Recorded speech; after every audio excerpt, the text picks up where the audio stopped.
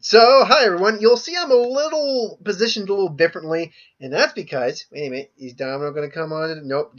I let Domino in the room, and I'm just making sure I'm keeping her calm and happy, and petting her and loving her. But now we're talking about the leaks, and there's a lot of, and when I say the leaks, the article that has addressed the leaks specifically, and all the official spoilers they gave because of that. So I was very impressed and surprised how they handled it. They fully addressed what happened. They said that they had a temporary employee who got a sheet, walked out, basically stole it, basically got, and it was online by the time they caught him. But he was on camera and everything. They caught him. He's facing criminal charges. But now they basically said that they've had enough time because of how far back when it actually took place that they can do spoiler season still. It didn't spoil all the rares or all the mythics, so that's pretty good. I think they said like half of them. And there's Domino, and she's more now. She's calmed down a bit. Okay, and here we go. And yeah, I'm just making sure I can position myself right. There we go. Sorry for the shaky cam, folks. So yeah, they basically addressed the issue, and I'm glad they did. I'm really glad that, and they did with a lot of grace and things along those lines. And basically, yeah, don't steal from us. We will send you to jail. But yeah, now I actually was talking about these cards in a previous video. I'm like, these haven't been officially spoiled yet. When I finally realized they hadn't been officially spoiled, so I'm not going to talk about them yet. I'm going to wait for that. And sure enough, they all popped up. We got the official art and everything. Well, it's great. So we're going to go over these now. Now we'll just start. I'm just going to go from white to all of them. I'm going to try to be quick about it because we're only about 2 minutes in, but it could be a long, because it's like over 50 cards that I'm talking about. So I'm going to try to be as quick as possible. So Ashes of the Abhorred. 1 white, 1 of any color, rare, enchantment. Players can't cast spells from graveyards or activate abilities of cards in graveyards. Whenever a creature dies, you gain 1 life. So there's no bigger hoser if I've ever seen one. Is it, hey, you got Aftermath? Hey, you like your Flash Black? Hey, you like Delirium? All that stuff? Nah. But unfortunately, when you don't have cards in the graveyard, or cards that have activated abilities in the graveyard, or going up against someone who's like that, this card's completely useless. Or then you get a life when a creature dies. Woo! Now, granted, creature can also mean token, and if you're like in a Devour type strategy where you actually sacrifice your token creatures, then I could see maybe a little bit, but it's a rare. Don't get me wrong. It's definitely a rare card, but whatever. Now, I've already talked about Bishop of Rebirth, so we'll move on. But we do have the official art, and I'm going to say I like the official art of Bishop of Rebirth a lot better. It actually reminds me a bit of kind of geisha looking on there a bit. That's kind of cool. But Goring Ceratops, 2 white, 5 of any color for 7. 3/3 dinosaur double strike. So you're more or less playing for 6 for 7. But whenever it attacks, other creatures you control gain double strike until the end of the turn. So it's a double strike ramper, but for 7 mana for a 3/3, this thing's is just an easy pinger. You can just ping it with anything that's got a lightning bolt effect to it. Anything that does 3 damage. Easy to get rid of this thing. Its effect is great, but it's just too expensive. If it even cost just 1 less, I could definitely see it being more playable, but it's just too expensive at 2 white and 5 any color. Let's see now. I'm going to try to get this right. Kinjali's Sunwing. Kinjali's Sunwing. Now, Kinjali's Sunwing is a 1 white, 2 of any color, 2/3 creature. Dinosaur to be specific. Cool pterodactyl with feathers. Flying whenever creatures your opponents control enter the battlefield, tap. And I'm going to read the flavor text real quick. There are moments when I feel I could fly like the Sunwing. Far away I would soar, but always a golden gate pushes me back. Lovely. Oh, that's lovely, actually. There's also some flavor text here I'm going to get to. Actually, I read on some cards that's kind of hinting at a few things. But as for the card itself, it's going to premiere in Dinosaur decks because it's a 2/3 flyer with no downside for 3. Right off the bat, that's usable in any white deck. But the fact you're tapping everything down, opponent's creatures down immediately when they come on the field, this goes in any deck, anywhere. This isn't just going in a Dinosaur deck when I get it. This is going in my control decks and everything in between. Now, okay, here we go. Mavren Fane Dusk Apostle. A legendary creature, vampire cleric, rare, 2/2 for 1 white and 2 of any color. So 2/2 for 3. Whenever one or more non-token vampire creatures you control attack, create a 1/1 white vampire creature token with lifelink. Seeing as vampires are going to be a heavy influence in this set, the biggest thing is if it's non-token. Now, if it were all vampires, I could then see it being almost a mythic level creature, because at that point, just, okay, swing, then now they're swinging, now they're swinging, now they're swinging, then it's just pretty much exponential at that point. But at that level, I can see where the value really comes in. It will definitely be usable, no doubt. Priest of the Waking Sun. 1 white for a 1/1 human cleric. Rare. At the beginning of your upkeep, you may reveal a dinosaur card from your hand. If you do, you gain 2 life. You may pay 3 and 2 white, so 5 altogether, to sacrifice this creature, and search your library for a dinosaur card, reveal it, and put it into your hand, then shuffle your library. I have no interest in this card whatsoever. I mean, it's not unusable. If you get, it's a good way to gain a little life, but we're literally about to talk about a far better life gain card in just a second.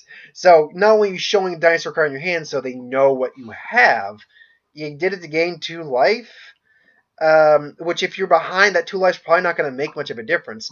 The sacrifice engine's okay, but it's expensive for a sacrifice engine. I mean, you're going to play, if you play it on turn 1, then you're probably going to be, it's like, hey, got a dinosaur, hey, got a dinosaur, hey, got a dinosaur. You're going to gain a little bit of life, but this thing's an easy target for pinging. Even if you try to sacrifice it, you better hope that one dinosaur is worth it. You better hope it's like the legendary dinosaur or something like that. The big, meaty, multicolor one.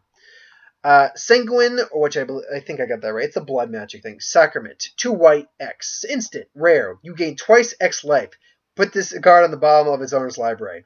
So essentially what you're saying is, I'm going to gain double life. Even if you're paying 3 for X, you're gaining 6 life, which is not something to sniff at. But generally speaking, you'll probably wait longer in the game for that. Like if let's say you've got like 10 mana on the field. Okay, I'm going to tap everything because I'm really low on options. I'm going to gain 16 life right now. And then I'm going to put it on the bottom of my library.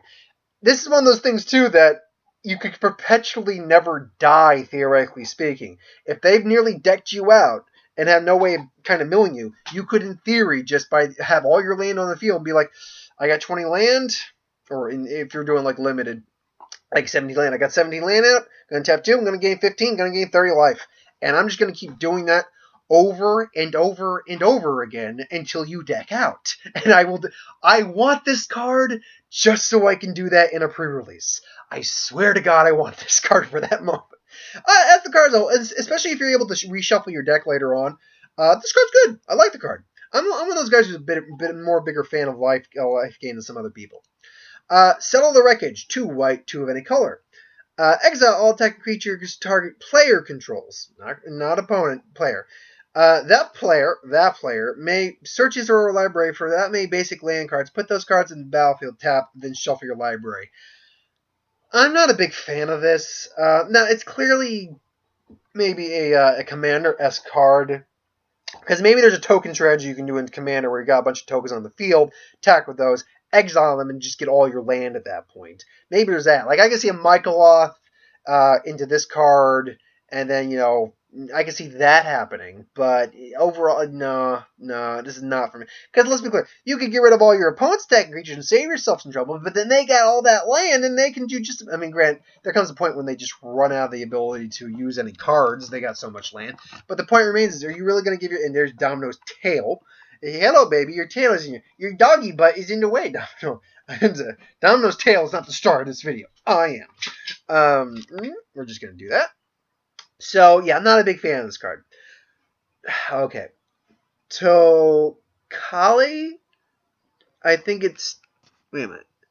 Tocatli. Honor Guard. Tocatli Honor Guard. Now, this is Glorious City of... You gotta be... I'm gonna have to move the computer up close to me for a second. Glorious City of Pachatupa is the center of the Sun Empire. The Tokali... Tocatli. That's a T, not an L. The Elmer's Palace is a glowing heart. Okay, anyway. Point being, it's a 1/3 for 2. So it's not quite a bear. It's got a bigger butt than a bear. 1 white, 1 of any color. Human soldier. Creatures entering the battlefield don't cause abilities to trigger.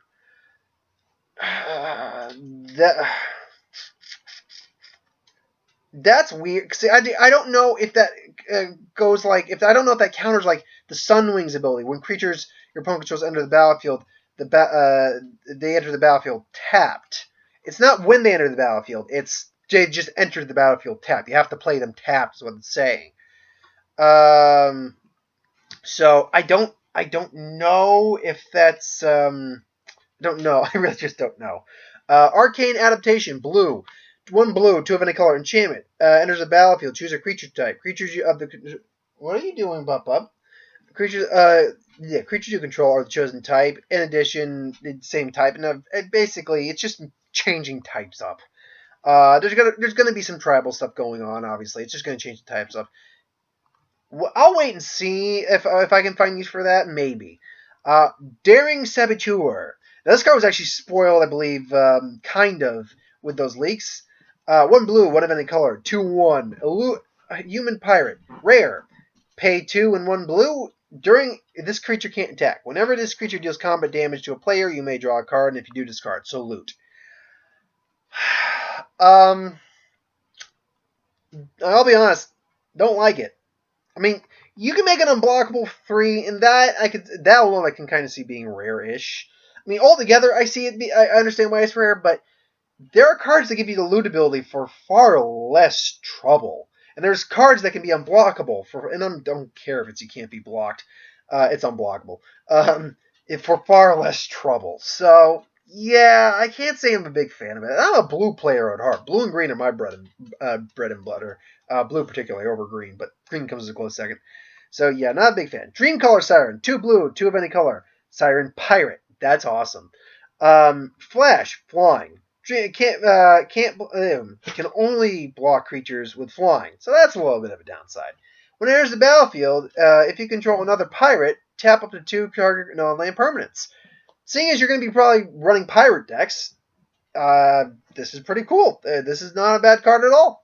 That you can flash it in for 3, for 4, and then you're going to probably tap down 2 creatures or something like that. Hello, baby. Here's Domino, everyone. Domino, you're on the video. You're on the video. And you're going to hear her growling just like, ooh. All right, yep, I'm here, and I'm talking, and you can't stop me from talking. Pay attention to me. No, I'm going to keep talking. No, yeah, I can dig on this. Now, obviously, you're going to need to use it to its full effect when you're using pirates, but pirates are going to be a thing. I'm probably going to make a pirate deck. Along with dinosaurs, pirates are going to be on my list of decks to make. So yeah, digging on that. Where are we at for time? We are only at the 12 minute mark. Nice. Embracing Melody. 2 blue. X. Gain control of target creature with converted mana cost X. Now, it's not X or less. If it were X or less, it'd be a much better card.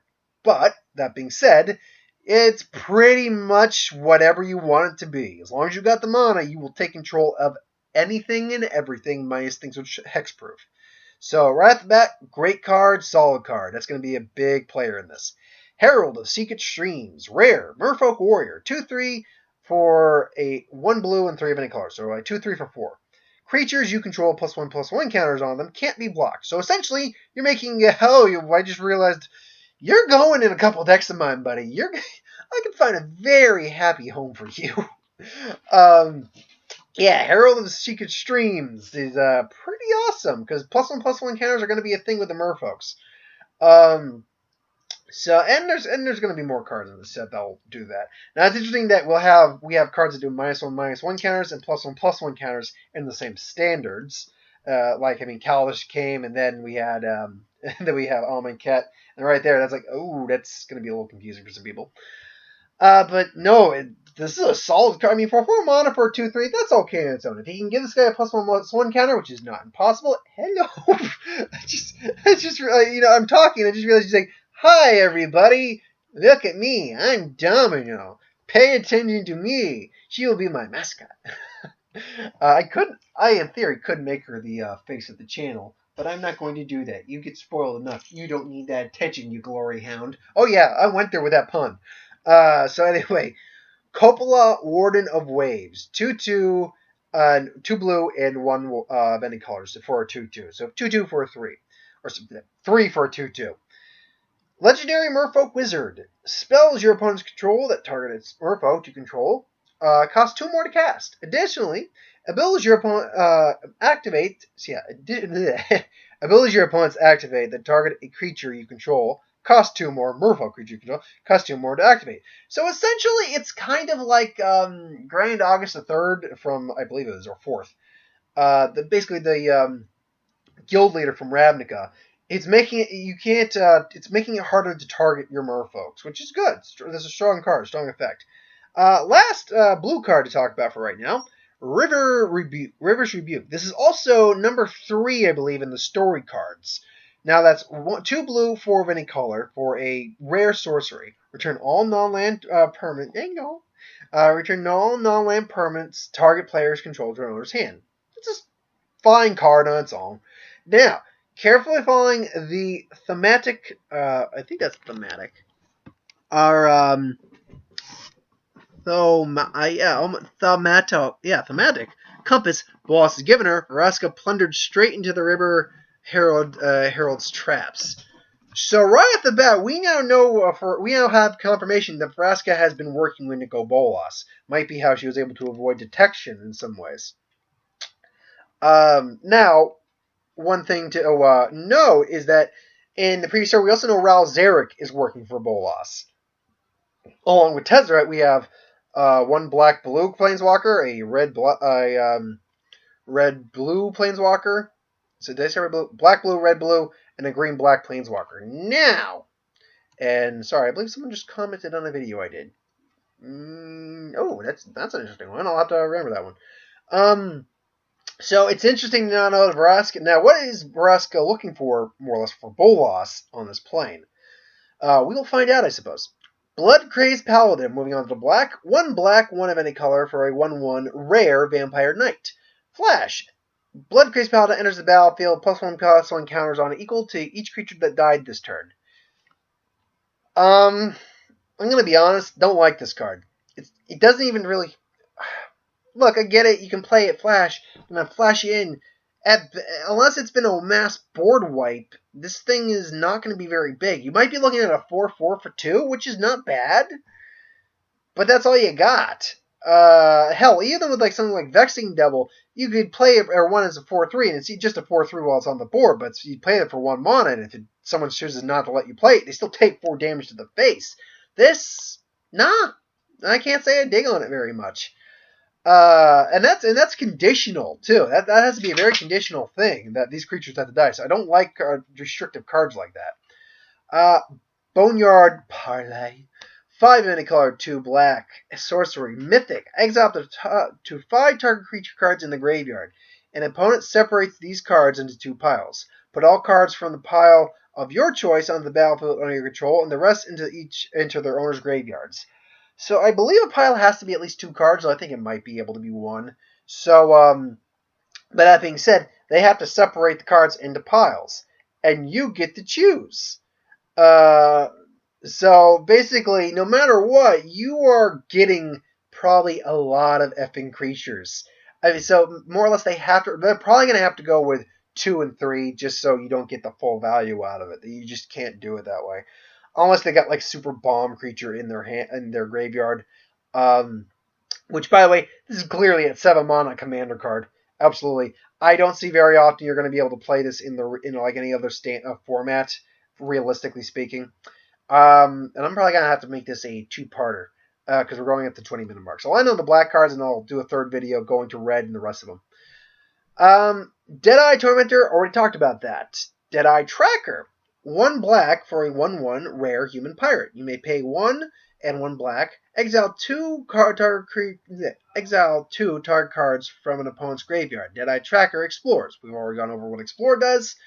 The fact is, though, this is a repeated use of Explore. So long as there's 2 target creature cards but it's also 2 target cards in an opponent's graveyard. See, that I think is pretty awesome. It's like, okay, I'm going to exile your shit. And I'm going to get some more shit. Yeah. The only way it could be better if it was from any graveyard. Then you wouldn't be limited. Because if they don't have any cards in the graveyard, then you can't use the ability. But in theory, you could make this guy bigger through that. But either or, still actually a really good card. Fathom Fleet Captain. 1 black, 1 of any color.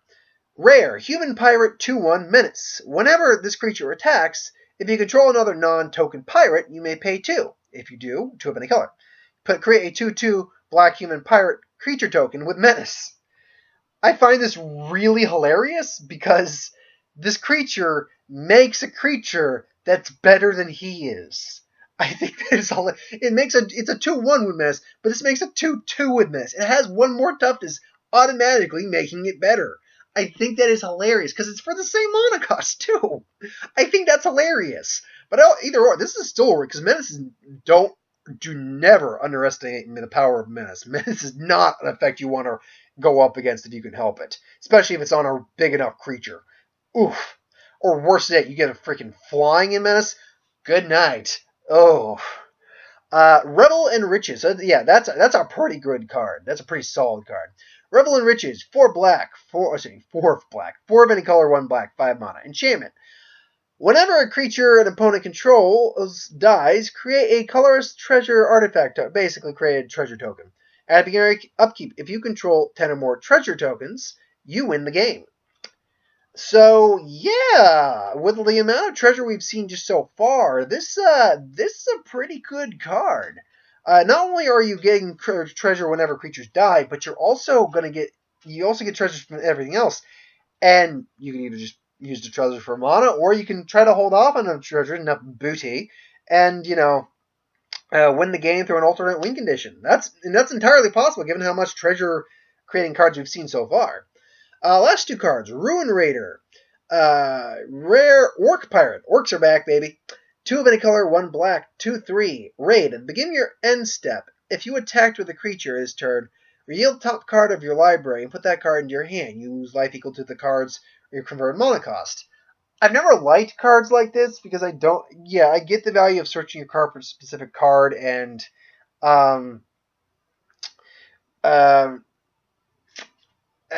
getting the card and losing a little life. I can see not being that harmful, but when this card is not a May ability and you have to do it, then you have a problem because then you're gonna, unless you have life gain in your deck, you're gonna whittle yourself down fast. So, yeah, I can't say I'm super huge on that. Vraska's Contempt. Now, we talked about Walk the Plank in a previous video. Destroy target Norfolk for 2 black mana. I'm talking about being one of the premier removals. If that doesn't take it, this will. 2 black, 2 of any color, instant. Exile target creature or planeswalker, you gain 2 life. Your first off got you gain 2 life, that's a little icing on the cake. It's the exile, not destroy. Exile target creature or planeswalker. This thing can kill Bolas. This thing can kill anything, basically. Minus a creature with hexproof, nothing is immune to this. Also, this is another story card. I believe this is story card number 2? Yes, 2 out of 5. It wasn't long before the Tavern of High and Dry were full of whispers about the new captain who can turn a person to stone with a glance. Yeah, Vraska ain't joking around. Which makes me wonder how if Bolas is capable of actually resisting her stare. I mean, he's a millennia-old like 25,000-year-old dragon, dragon, wizard, shaman, everything in between. So, not impossible for him to be able to resist her, I'd imagine, or be immune to it. But still, yeah. So we're going to end on the black cards for this video. I'm going to go into the red cards and the rest of them in the next video. So thanks for watching, and I'll see you in a little bit.